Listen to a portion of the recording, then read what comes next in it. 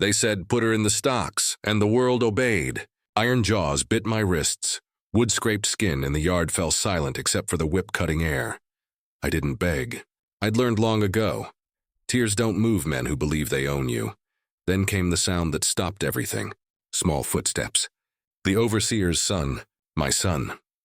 He ran across the yard, voice shaking but loud enough for heaven to hear. "Don't hurt her. She's my black mother." The whip froze mid-swing. Even the birds went quiet. That word, mother, was more dangerous than fire. Because truth, once spoken by a child, can burn an entire lie to the ground. If you care about buried history, subscribe and comment your state below. Because in 1856 Georgia, one word just rewrote who was human. They wrote it in ink darker than blood, partus sequitur ventrum. The child follows the mother. So if the mother is property, the child is too. That's how they turned birth into a sentence. My name is Patience. I was born on Georgia clay that stains everything it touches, clothes, crops, and memory. By 28, I had survived droughts, auctions, and the kind of silence that breaks louder than screams. Every morning began with a bell. Every night ended with someone else's prayers. Silas Crow was the overseer here, a man whose smile meant pain was coming. His wife Margaret hid her bitterness behind lace gloves and cold perfume. They called this place Crow Plantation, but the crows belonged to the sky. Only we were owned. I cooked their meals, scrubbed their floors, sang their childless nights quiet. Sometimes Margaret would watch me too long, her eyes tracing what her mirrors had stopped reflecting. Sometimes Silas would speak my name the way men do when they've already decided it isn't really yours. They said the law protected order, but order meant this. A man could break your body and still dine with God that Sunday. A woman could steal your child and still call it charity. And the world would nod. At night when the candles died, I'd press my ear to the wall and listen to their arguments leak through the boards. Whispers about heirs, miscarriages, and finding another way. Every word felt like a shadow crawling toward me. People think slavery was only whips and fields. They forget the quiet crimes. The ones committed in parlors and bedrooms, the theft of motherhood, the murder of names. I kept my head down, my hands busy, my heart hidden, because on this land, survival was an art form. You smiled at your captors, prayed with your abusers, and stitched your hope into the seams of someone else's clothes. The law said I could not read, so I learned the alphabet by accident, watching labels on spice jars, tracing letters with soap on tin. The law said I could not own, so I buried keepsakes under the hearth. A button from my mother's dress, a ribbon from the last fair day I ever knew. Small proof that I was once more than labor. One night I heard Silas say it plain. She can't give me a son. The doctor says her womb is ruined. Margaret sobbed. He replied, cold as iron. Then we'll borrow one that works. Through the wall, my name followed like a nail through cloth. Patience. That's when I learned what property truly meant. It wasn't chains. It was being chosen. Winter of 1850 came like a punishment. Hard wind through cracked boards, smoke that never warmed the bones. That was the season they decided my body would carry their legacy. Not my choice, not my blessing. Just an order whispered between husband and wife and sealed with my silence. Margaret had lost 3 babies in 6 years. Each time the doctor left with more pity than medicine, and Silas left with more anger than faith. When he looked at me now, I saw calculation, not desire. A man searching for a vessel, not a woman. He visited my cabin after dark. Boots first, breath next. The bed creaked like it was confessing. No words, no names, just labor of another kind. By spring, my stomach rounded, proof that I had succeeded at a crime I never committed.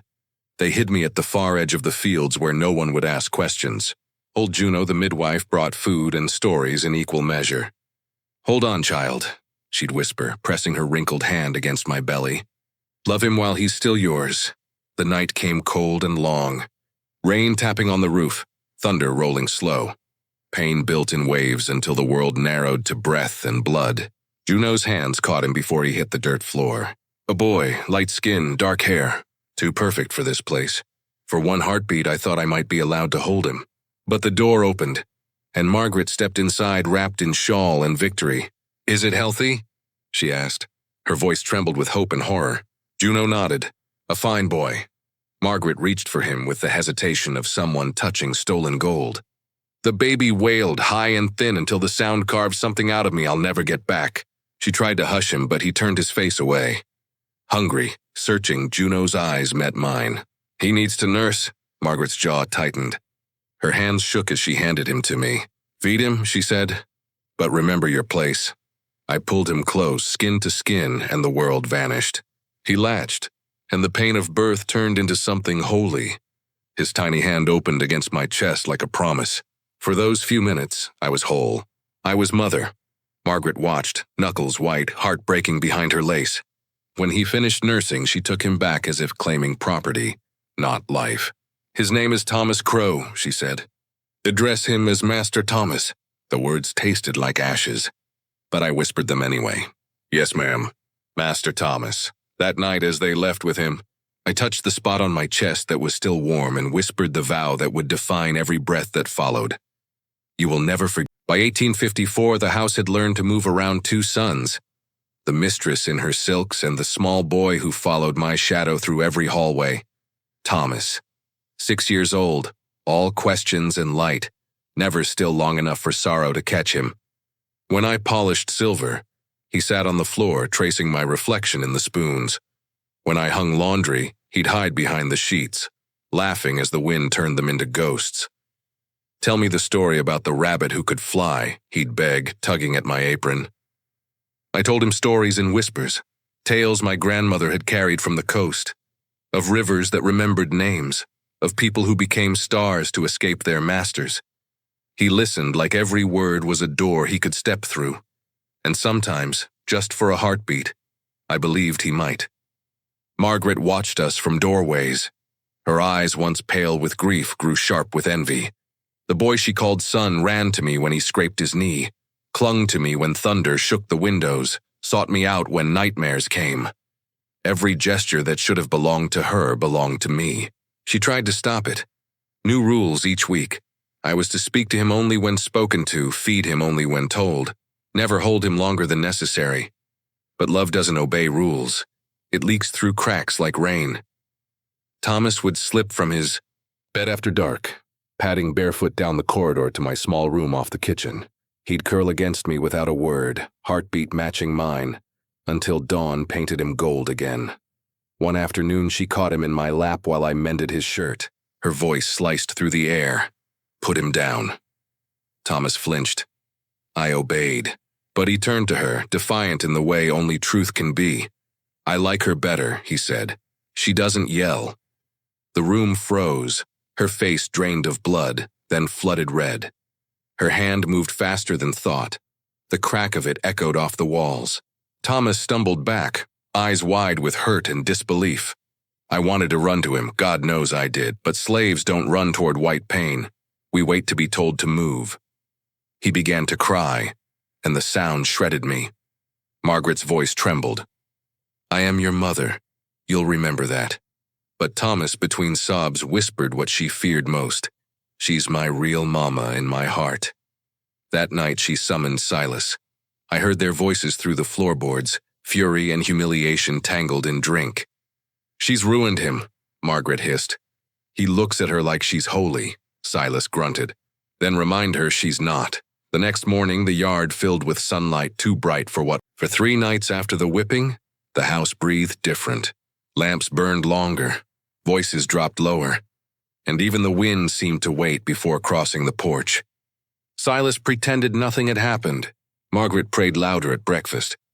But everyone knew something had cracked that day, and the crack had a name. Thomas.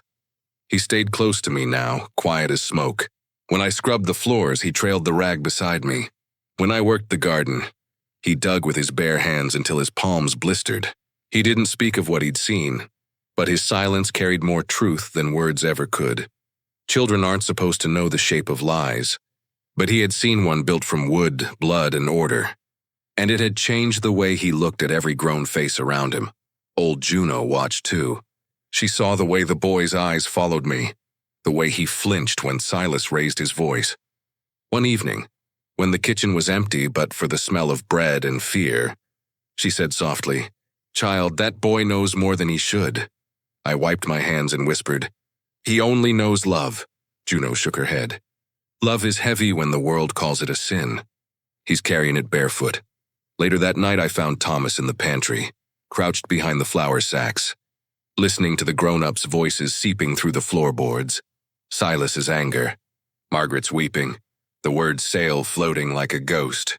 He looked up at me, eyes wide. Are they gonna send you away? My heart stuttered. No, sweetheart. Not if we keep our secret. What secret? The one the world isn't ready to hear. He nodded, solemn as a preacher. And that was the moment I knew I couldn't keep lying forever. Secrets rot in the dark. They start whispering on their own. The next evening, when the sky turned copper and the cicadas screamed like the earth itself was burning, he came to me again. Patience, he said, tugging my sleeve. Old Juno told Mary you had me in your belly. Is that true? My breath caught. The world tilted. He was too young to carry that truth, but the truth had already found him. I knelt, hands trembling, eyes level with his. Do you really want to know? He nodded. Yes, I said. I am your mother. He stared at me and I saw recognition, not shock. Like he'd been waiting his whole life for someone to say it out loud. I knew it, he whispered. I could feel it. He threw his arms around my neck, and in that moment the air in the room changed. The lie that had ruled our lives was gone, and in its place stood something pure, fragile, and dangerous. Why couldn't you tell me before? He asked. Because the world punishes truth, I said. But truth is still holy. He pulled back, brow. The lie was small enough to fit in a jewelry box, a pearl brooch set in tarnished silver, gleaming like a sin that needed someone to blame. Margaret planned it quiet. 3 days of whispers, sighs, and deliberate searching. She lifted drawers, opened trunks, called out my name like a prayer turned curse. Then in front of Silas, she gasped. It's gone. Her voice shook in all the right places.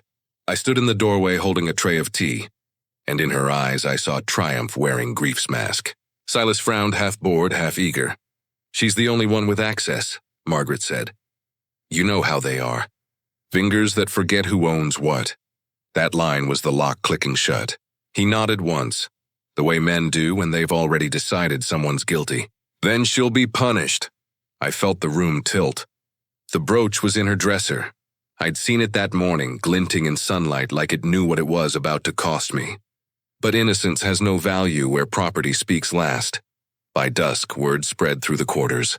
Patience stole from the mistress. Every rumor grew teeth. Every glance felt like pity sharpened to a blade. The women averted their eyes. The men kept working. Everyone knew what came next. They set up the stocks before sunrise. Fresh oiled wood, iron cuffs still warm from the forge. The overseer's favorite tool for teaching lessons without words. When Silas called me to the yard, I kept my head high. The trick to surviving humiliation is to give it no echo. He paced before me, whip coiled in his hand like a sleeping serpent. Property that steals must be corrected, he said. 3 days in the stocks should do. Margaret stood beside him, pale and rigid. If guilt touched her heart, she hid it behind the handkerchief pressed to her mouth. And there, behind the porch rail, was Thomas, my Thomas, face wet, eyes wide, fists clenched around the wood so tight his knuckles turned white. I wanted to tell him not to watch, but he already knew this story by heart. He'd seen how the world protected its lies. Silas barked, "Kneel." The word hit harder than the whip ever could. My knees sank into mud still wet from last night's rain. Cold iron closed around my wrists. The smell of rust and sweat rose like prayer smoke. Any last words? He asked. I looked past him straight at Margaret. You're punishing me for love, I said softly. She flinched, but only for a breath. The whip hissed in his hand. Somewhere a bird shrieked. The crowd gathered. Slaves, house servants, field hands, watching the play they'd seen too many times. Every eye said the same thing. Don't break. I didn't. I stood in my silence, back straight, wrists locked. If pain was coming, I would meet it standing. Not for pride, it's for him. For the boy watching from the steps who needed to see that even property could hold its shape. Then Silas raised his arm, and from the porch a small voice cut through the air. Stop! The whip froze. That night the sky pressed low. Swollen with rain, it refused to give. The yard still smelled of sweat and iron. They said I would face my punishment at dawn. So they locked me in the wash shed till morning, a wooden cage filled with the ghost of soap and blood. I sat on the floor, knees drawn to my chest, chains humming against the plank. Every breath hurt where the whip had found me before, but pain was an old companion. Fear was newer, sharper, not for me, for him. Because somewhere in the big house, my boy was awake, I knew it. I could feel his heartbeat traveling through the night like a drum only mothers hear. Through a crack in the wall, I watched the lanterns fade one by one. Silas's shadow passed across the porch, boots echoing against wood, satisfied, certain. Margaret's silhouette lingered longer, a ghost framed in her own window, clutching that damned brooch to her chest like it could save her from guilt. I pressed my palms together and prayed, not for deliverance, but for dignity. If they wanted a show, I'd give them silence instead. If they wanted to see me break, they'd have to live long enough to see how quiet defiance can look. Hours dragged. The wind moaned through the cotton rows, a stray dog barked, and somewhere a whippoorwill sang 3 sad notes over and over, like it knew the script. When the door creaked open, I thought it was morning already. But it was Thomas, barefoot, shivering, his nightshirt damp from dew. He must have slipped past the house servants, crept through the mud just to find me. "Patience," he whispered, voice shaking. "They said they'll hurt you tomorrow." I gathered him close, the chains clinking as I moved. "I know, sweetheart." He started to cry, quiet at first, then harder until the tears soaked my dress. "I told them you didn't steal," he said between sobs. "I told them you're good." I brushed his hair back. "I know you did. And because of that, you have to be careful now. Sometimes truth makes people cruel." He pulled back, eyes blazing. "I'll tell Master Whitmore. He'll believe me." "No," I said quickly. "Promise me you won't. Promise you'll stay away when they take me out. Whatever happens, you keep your eyes down and your mouth shut." He nodded, but I saw the spark still burning behind his tears. The same fire I had carried once before life beat it into embers. I should have known that kind of fire doesn't die. It waits. We sat there till the horizon began to pale. I hummed an old field song, the one about the river that remembers names. He fell asleep in my arms, breathing slow, his cheek against the place where my heart used to be whole. Even in that darkness, milk rose in my breasts, the body remembering what the world wanted it to forget. Dawn came soft, almost kind, and a liar's dawn. Mist curled around the yard like it was trying to hide what was about to happen. The stock stood waiting, slick with dew, the iron already biting cold. Every slave on the plantation was gathered to watch. Punishment was ceremony here, lesson by spectacle. Silas stood near the post, coat off, sleeves rolled, whip hanging from his hand like a question mark no one dared answer.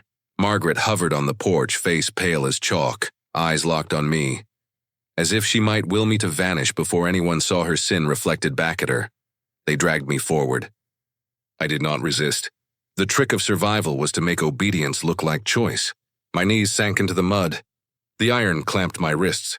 The first shackle always screams against skin. That sound stays forever. Silas turned to the crowd. "Let this be a reminder," he said. "Property that forgets its place will be corrected." His words rolled over the yard like thunder, and no one moved. Even the wind held its breath. He raised the whip. The world narrowed to that single curve of leather rising toward the sun, and then a sound broke the stillness. Small feet on wooden steps running, faster than fear. "Stop!" The whip froze mid-air. Thomas burst into the yard, nightshirt half untied, hair wild, eyes blazing with something bigger than courage. Silas's arm trembled. The crowd murmured. The boy's voice shook, but it carried. "Don't hurt her!" Silas barked. "Get back inside!" Thomas didn't move. He stepped closer, fists tight at his sides. "She didn't steal anything." "You know she didn't." Margaret's voice cut sharp. "Thomas, go inside now." But he wasn't listening. He was looking straight at me, trembling. And in that moment, the world hung between heartbeat and history. He said it then, the words that split the morning clean in two. "She's my black mother." The whip fell from Silas's hand. The sound it made, leather hitting mud, was louder than thunder. Every eye turned to him, then to her. Margaret's mouth opened, but no sound came out. The boy's words floated in the air like smoke refusing to fade. No one spoke. Even the birds went silent, as if heaven itself was listening. I felt tears rise but refused to let them fall. I lifted my head and met Margaret's gaze. She saw what she'd tried so hard to bury staring back at her, the truth with her husband's jawline and my eyes. Silas moved first. He stepped toward the boy, face red with rage. But I was already standing between them. The chains cut into my wrists, but I didn't care. "Touch him," I said, my voice low. "And I swear even your God will hear about it." The crowd gasped, slaves and servants alike. 'Cause in that moment I wasn't property, I was a mother. And a mother doesn't kneel for fear. Silas's hand faltered. Maybe it was shame, maybe fear of what everyone had just witnessed. Whatever it was, he stepped back. The whip stayed on the ground. Thomas clung to me, sobbing. His face pressed against my waist. I rested my chained hands on his hair. No words. None needed. For the first time, the plantation saw what it had tried to erase. Love that refused to stay silent. 1856 Georgia. One word shattered the chains of a lie. When truth costs everything, They dragged us inside before the sun climbed high. The yard still hummed with what the boy had said. That word echoing against every wall like a bell. No one could unring. The main hall smelled of polish and smoke. Light poured through tall windows, cutting the air into stripes. One for every secret this place had kept. Master Whitmore himself had come down from his study, coat half-buttoned, eyes sharp with the kind of worry rich men get when reputation, not conscience, is on trial. Silas stood beside the fireplace, jaw tight, whip gone, but fury still coiled in his hands. Margaret sat rigid in her chair, face powdered, eyes red. Thomas clung to me until a servant pried him loose. They made me stand in the center of the room, mud still on my dress, shackles still warm against my skin. Whitmore's voice was calm, too calm. "What is the meaning of this disturbance?" Margaret spoke first and rehearsed, brittle. "She's filled my child's head with lies. Said she's his mother. Tried to turn him against us." Her voice cracked just enough to sound believable. Whitmore turned to me. "Did you say such a thing?" I met his eyes. "Yes." The room inhaled all at once. "I said it because it's true." Silas stepped forward, face flushed. "She's lying. She seduced me, poisoned my wife's mind. Now she wants to shame this family." "Lying."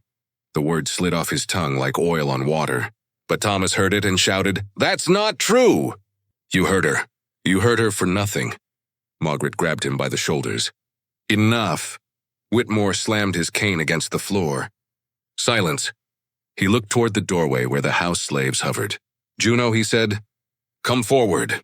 The old midwife stepped out, hands shaking, eyes wet. "Tell me what you saw the night this boy was born." For a moment she said nothing, only stared at Thomas, then at me. I saw her weighing fear against truth. At last her voice came small but steady.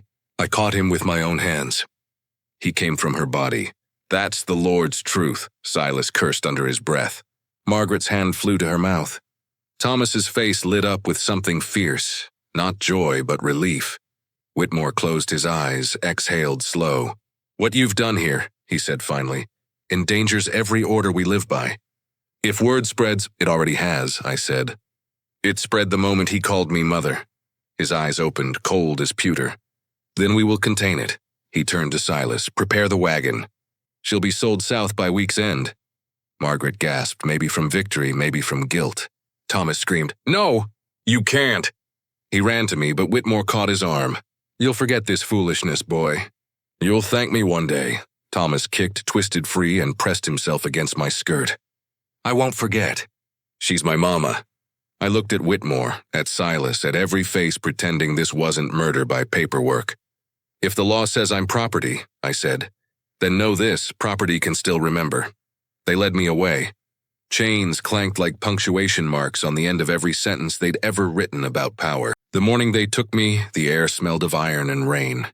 Chains clinked with every step, a rhythm older than drums. They said I'd be sent to Louisiana. New owner, new fields, new death. That's what they called it, sent, as if it were a letter and not a woman. The wagon waited by the gate, its board scarred from carrying too many goodbyes. Silas kept his eyes on the ground. Margaret stood beside him, face stiff. Victory trembling in her hands like a candle she couldn't hold steady.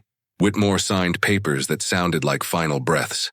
They lifted me up, the chain biting my ankles, and I saw Thomas on the porch, small, pale, still in his nightshirt. His hair stuck to his forehead, his cheeks streaked with tears that no one dared wipe. When our eyes met, the world stopped turning for half a heartbeat. I wanted to shout his name, but my throat wouldn't open. They'd warned me. One sound, one cry, and they'd gag me for the road. So I said everything with my eyes. Remember who you are, my son. Remember who I am. The wagon lurched forward. The house shrank behind us brick by brick, window by window, until it was nothing but a smudge against the gray sky. The wheels groaned over stones, and every turn felt like being erased. We passed the fields where I'd bent my back for years. Women stopped their picking, heads bowed, hands trembling above the cotton. Men straightened slowly, eyes following me until Silas barked at them to work. Even the wind seemed to carry the news ahead of us. Patience Crow sold south for telling the truth. I counted miles by memories. The tree where I'd taught Thomas to whistle. The creek where he'd caught his first frog. The fence post he'd painted red because it looked happier that way. Each one disappeared behind the wagon like pages torn from a book. At midday, we stopped to water the horses. A trader handed me a tin cup.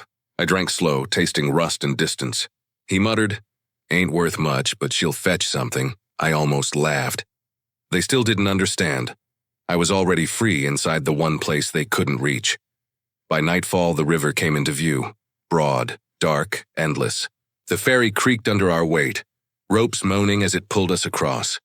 Lanterns floated on the water like lost souls. Each ripple carried me farther from the boy whose first word had changed everything. Halfway across, the trader spat into the current and said, "Don't look back." But I did. I always would. On the far bank, a new overseer waited, contract in hand, smile sharp as a blade. They counted coins. I climbed down, feet sinking into strange mud. Different land, same chains. Still, when the stars came out, I found one bright enough to follow. I whispered into the night, "Thomas, wherever they keep you, look for this star. If you ever cross water, know I'm on the other side waiting." The guards laughed, thinking I was talking to myself. But I wasn't. Words travel farther than bodies. And a mother's promise crosses any border. That night, as they locked me, they said he stopped eating after they took me. Wouldn't speak, wouldn't play. Just sat by the window staring at the road that led south. The same road that carried my chains away. Old Juno told me years later what happened in those first weeks. Thomas would wake screaming, calling for me until his voice broke. Margaret tried to hush him, to cradle him the way a mother might, but he'd pull away and whisper, "You're not her." Each time, those 3 words cut her like the whip she once ordered for me. But guilt was never enough to build love. So she locked him in his room, thinking time would starve the memory. Instead, it fed it. They said he talked to shadows, that he'd stand at the window, whispering to the moon, telling me about his day as if I could hear him across the miles. And maybe I could, because every night, on the other side of the world, I felt a warmth in my chest that wasn't from fire. When letters traveled down the trader routes, I'd ask the men who could read to find his name. Thomas Crow, Whitmore Plantation. Sometimes they brought scraps of news. "Well, cruel miracles," one trader said. "That boy ran away again." Ran away. At 8 years old. They found him near the river, barefoot, feverish, still calling Mama Patience. Each time they brought him back, they punished him, not with whips, but with silence. They locked away his truth, made him recite lies until his voice cracked. But the heart remembers what the mouth can't say. By the time he turned 10, he had the same look Silas once feared in me. Quiet fire behind the eyes. He stopped answering to Master Thomas. He told the house servants, "Don't call me Crow. That name don't belong to me." One night, a new preacher came to the plantation. He wrote letters back to his church in Georgia, describing what he saw. A boy haunted by a mother no one dared name. That letter found its way to Louisiana 2 years later, in a trader's pack. When I read it aloud by the light of a smuggled candle, I didn't cry. I smiled, because my son hadn't forgotten. He was still fighting, not with fists, but with memory. And that's how rebellions begin. Not with gunfire, but with one heart that refuses to forget love. When the fever came for me in '59, I was ready. Ready but not broken. My body burned, but my spirit walked the same road I'd once taken in chains. I saw him in my mind, taller now, older, still looking toward the horizon. And I whispered to the dark, "Keep walking, my boy. I'll be waiting just beyond the river." They buried me before sunrise. No marker, no words, just soil and silence. But love doesn't rot. It waits. Years later, when the war came and chains began to crack, they said a 13-year-old boy slipped away from Whitmore Plantation again. He headed south following rumors and river trails, searching for a name no one else remembered. Mine. He never made it. But the world whispered that his last words were, "Tell Mama Patience I'm coming home." And I believe he did. 1859, one mother buried. They buried me without a name. They buried him without a chance. But time, cruel as it is, has a strange mercy. It forgets the lies first. For decades, our story slept beneath the dirt. The old cabins rotted away, the fields grew wild. Whitmore's mansion fell silent, its windows staring blank into the world it helped destroy. People passed by and never knew two hearts had once fought God himself, just to love each other. But truth does not die quietly. It waits. It hums beneath the ground until someone listens. In 1932, a young historian searching church records found Juno's name, and beside it, a single line written in shaky ink, midwife to a woman named Patience, whose child was stolen and raised as white. That line was all it took to wake the ghosts. He followed the trail through plantation ledgers, court papers, sermons whispered from pulpits. Each page cracked open a wound history had tried to heal with silence. He never published the story, said it was too raw, too unfit for polite readers. So the truth went back underground, waiting again. It waited 50 more years. Then, in 1985, another researcher, a black graduate student named Clara James, found the same note in a dusty university archive. She followed it all the way to Louisiana, to the sugar fields where I had worked.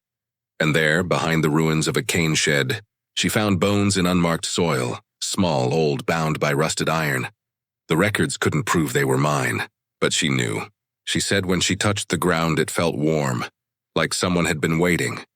She raised a memorial where the earth had forgotten to speak.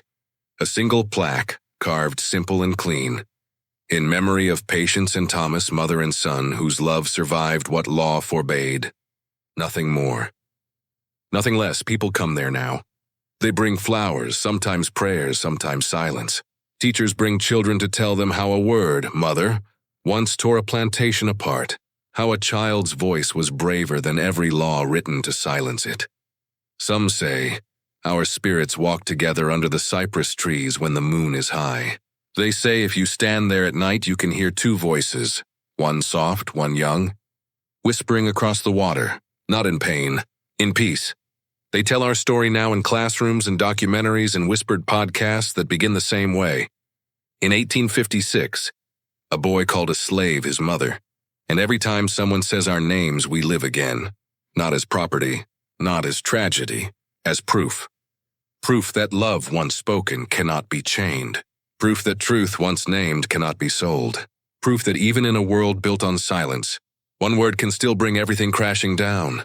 So when you hear our story, when you feel that stillness after he says, "My black mother," remember, we didn't die in vain. We broke the lie.